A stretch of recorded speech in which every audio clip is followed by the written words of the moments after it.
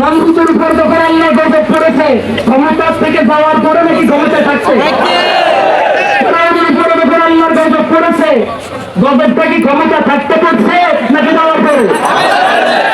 ঠিক শেখ হাসিনার উপরে, খুনি হাসিনার উপরে আল্লাহ গজব করছে, ক্ষমতা থাকতে নাকি ক্ষমতা থেকে যাওয়ার পরে? এই জন্য আমরা শুকরিয়া আদায় করছি আল্লাহর দরবারে, আলহামদুলিল্লাহ। আমার কথা শেষ। আমি শুধু আমার সেই ভাইয়ের কথা স্মরণ করছি।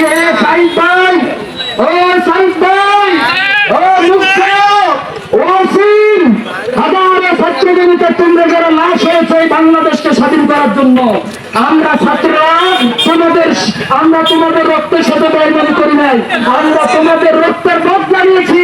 এই খুনি হাসিনাকে দেশ থেকে আমরা ছাড়া করেছি। অতএব আগামী দিনে কোন ষোলো শাসক দলের মাথা জবাব উঠতে না পারে, এই ছাত্ররাই কঠিন জবাব দিন ইনশাআল্লাহ।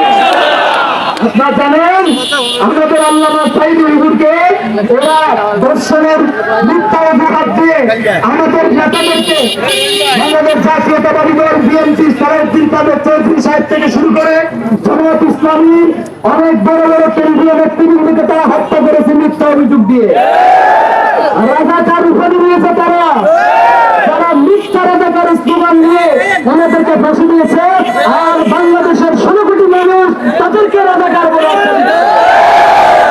সারা বাংলাদেশের জামায়াত ইসলামী নেতৃবৃন্দকে দর্শক বানিয়ে ফাঁসি দিয়েছিল, জ্বালা পোড়ার মন্দ দিয়ে ফাঁসি দিয়েছিল। আজকে আল্লাহ তাদেরকে জ্বালা পোড়াও মিথ্যা দোষ, আল্লাহ তাদেরকে এভাবে দর্শকের অজুহাত দিয়ে তাদেরকে দুনিয়া থেকে উৎখাত করে দিয়েছে। সম্মানিত সুধীমণ্ডলের, আজকে সব থেকে স্বাধীন সার্বভৌম বাংলাদেশের স্বাধীনতা সার্বভৌমত্ব অক্ষুণ্ণ রাখার জন্য, ঈমান ইসলামকে অক্ষুণ্ণ রাখার জন্য আমরা সবাই জামাত ইসলামীর সাথে থাকতে আমি আছি তো ইনশাআল্লাহ। আল্লাহ আমাদেরকে কবুল করুন, আমিন। শুকরিয়া আদায় হিসাবে তবে আমার মনে হয় যদি মুহররম মাসে গেতে যাইতো একটু ভালো করে। মুহররম মাসের 10 তারিখে যদি খোদার গজব যাইতো একটু ভালো হতো না?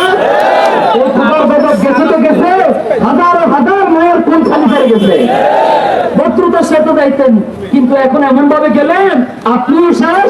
ওই সমস্ত কুত্তারা কোথায় যারা গতকালকে আমাকে দম খাইছে? তোমাদের নেতারা তো অন্তত এয়ারপোর্ট পর্যন্ত যাওয়ার খরচ আছে, তোমাদের কি খরচ আছে? সুতরাং তাওবা করে ফিরে আসে, ইসলামের জন্য তোমাদের জন্য ইসলামের দরজা খোলা আছে। সুতরাং ইসলাম তোমাদেরকে হাত ছাড়িয়ে রাখছে, মদিনায় মুহাম্মদ সাল্লাল্লাহু আলাইহি ওয়াসাল্লাম তোমাদের জন্য অপেক্ষা করতেছে। তোমাদের পরিচয় ছাত্রলীগ না, যুবলীগ না, শ্রমিক লীগ না, আওয়ামী লীগ না, তোমাদের পরিচয় হচ্ছে তোমরা রাসূলুল্লাহর উম্মত, তোমরা আল্লাহর গোলাম, ঠিক কিনা? অতএব সব ভুলে যাও। আজকে রাত্রে তাওবা করে চোখের পানি ফেলে যে আলেমদের সাথে বেয়াদবি করেছো, তোমাদের জন্য মসজিদের মিম্বার কথা বলতে পারি নাই, ঠিক কিনা বলেন? আপনাদের এই পূর্ব পশ্চিম মসজিদে আমি একদিন আব্দুল আজিজ সাহেবের উপস্থিতিতে কই যে আমি তো সবসময় বয়ান করি, আজকে যেহেতু কারি মান্নান সাহেব আছেন, আমি একটা কথা বলবো। এই খবর জালিমদের কানে চলে গেছে যে কারি মান্নান সাহেব এখানে কথা বলছে। আল্লাহর কসম আমি কাউকে লাগাইয়া কথা বলি নাই, কিন্তু ওখান থেকে দাবত দিচ্ছে এই কারি সাহেব যেন আর কখনো পশ্চিম মসজিদে আসতে না পারে, আমাকে ধমকাইছে। আল্লাহর আপনাদেরকে মেসেজ দিচ্ছি ইনশাআল্লাহ, যারা জানি মসজিদ, যারা মানব মসজিদের ক্ষতি না করে আমার জন্য অপেক্ষা করছি ইনশাআল্লাহ। তোমরা মনে করেছো সরে সরে বাধা দিলে আমরা শেষ হয়ে যাবে না, আমাদের জন্য আল্লাহ অনেক বড় পথ উন্মুক্ত রেখেছে। তোমরা যে সমস্ত আমাদেরকে কথা বলতে দাও নাই, তোমরা আজ কথা বলতে পারবো না, পারো না। তোমরা যারা মসজিদ কমিটিতে আছে, যারা খতিবদের গলাকে চেপে ধরেছো, তারা সসম্মানের মসজিদ কমিটির পথ ছেড়ে দাও।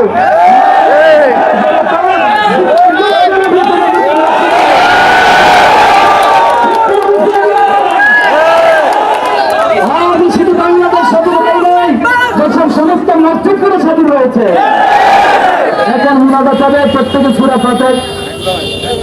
এখন আমাদের সামনে সর্বশেষ কথা বলবেন এবং দোয়া করবেন, মুনাজাত করবেন বিশিষ্ট ইসলামিক চিন্তাবিদ আমাদের ভাই, এই অঞ্চলের অনেক বছরের কালের পত্রিকা হযরত মাওলানা আজিজুল্লাহ সাহেব।